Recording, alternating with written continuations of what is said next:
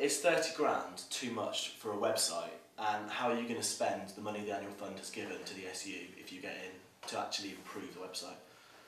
I think it's important for the website to improve dramatically, so I think £30,000 is required, and I think it can be well spent. I think it's important to have someone helping out with the website as communications officer, because I imagine the role isn't sort of to maintain the website. In terms of improvements, I think the website needs to be a focal point for students at LSE, which it just is not at the moment. It's shocking, even when compared to other student union websites. I think in terms of the media group, it needs to be a base where the Beaver Online can be accessed from Pulse and Loose TV, and maybe look into investigating like an iPlayer type format, so you don't necessarily have to be logged on, you can download and watch later. For societies, I think it needs to be a hub where they can put information in, and for events or campaigns or just general information, and they just have to put it into that information, and that information then becomes available to all the different media outlets as well as on the website itself, so that the message can spread. You said you wanted to bring in a web team. Are you saying you don't have enough experience building websites? I have had experience maintaining a commercial website for a company. I don't think that's the problem. Well, that's not the same as a union website, is it? Or a community website. And what about advertising on the LSE website? I think advertising is important on the SU website. I think its current format it's probably a bit too heavy. You have at the top sort of a small logo for the LSE Student Union, and then you have a massive banner for Tesco's or Ensley Insurance. And sort of you look on and you go, what website am I looking at? I mean, it still needs to be the LSE website, that needs to be recognisable immediately, but I think there needs to be a restructuring of the way advertising is put across, but I think it is still a crucial part to help generate income. Well, previous comms officer Dan Sheldon spent an entire year saying his job isn't maintaining the website and making posters. So in that case, whose job is it? And what is your job if your job isn't website and posters? I thought you'd done a lot of posters. I think the job includes website and posters. I think it's wrong to exclude that from the communications officer remit. But what I would say is it is much more than that. It's liaising with the societies directly, face-to-face contact. I think is important there. It's bringing the student body community together as a whole. It's a big focus on freshers. I think is important. Letting them know what the student union does for them and how they can get involved.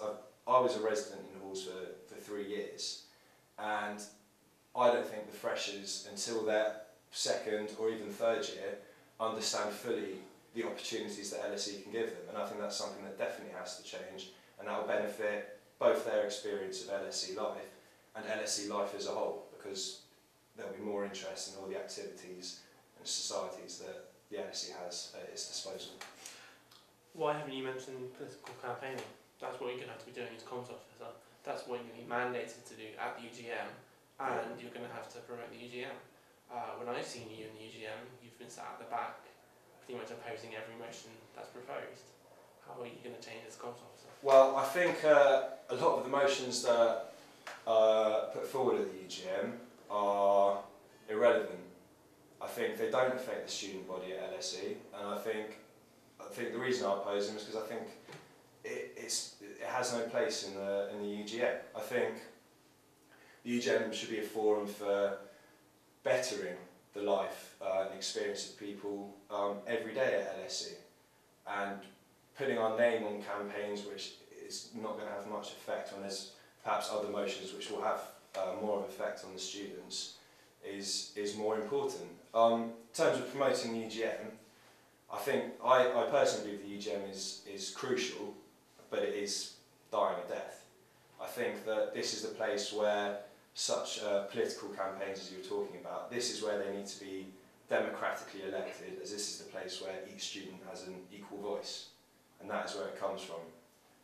With political campaigns, I have no political affiliation, but that means I am able to give equal vigour and equal efforts to every political campaign which is passed through the UGM, as I believe it should be, without any prejudices or mindsets which would perhaps hinder people thinking they could approach me for my advice and my help on such campaigns. Okay, the last question now. You're well known for your AU background. Which of Lash, Banter and Minge do you plan to bring to the SE exec? And are you going to bring in required communal showering? Required communal showering. I think probably banter is So no Minge? so no, I don't think so. I would say banter because I think what the AU does have that the SU doesn't have, the AU has a sense of community. If you're a footballer or a hockey player, male, female, you say yes, I'm in this team, but I'm also part of the AU. I don't see people around LSE saying, oh, I'm in this society, I'm in that society, and I'm also part of the student union or part of the student body. That's what I want to bring. And what we also have in the AU, which I don't think there are misconceptions about it, we have quite a large reach of students, and we have first years, second years, third years and postgrads all mixing together both socially and when they go out and play their sports. And what this does is it creates a sort of support network, which I don't think you get in any other situation at LSE. Communal showering, I think that's best left to individuals in the privacy of their own home. Great. Right, really Thanks.